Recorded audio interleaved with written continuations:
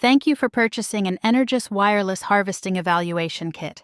I'm here to guide you step by step on how to set up your evaluation kit. Your kit includes one Energous 1-watt PowerBridge transmitter system, or an Energous 1-watt omnidirectional PowerBridge transmitter system, an EP's AEM 30940 RF system, harvesting charger, and PMIC evaluation board.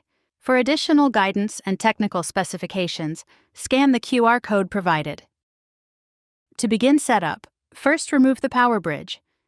If you have an omnidirectional PowerBridge, you will first have to screw in the antennas.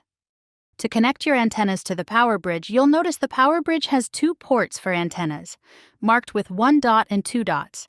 Match the antennas with the corresponding dots.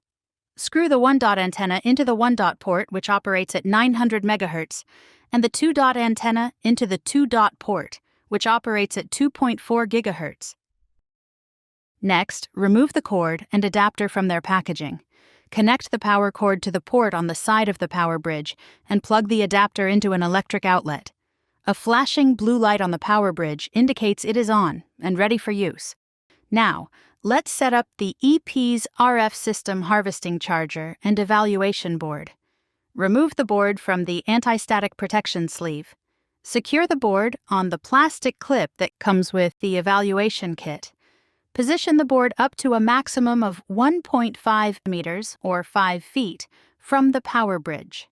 The board must be at least 15 centimeters from the PowerBridge when the PowerBridge is active. Your board should now be charging and will take between 30 to 60 minutes to fully charge the battery. Your wireless harvesting evaluation kit setup is complete. Thank you for following along and enjoy using your wireless harvesting evaluation kit.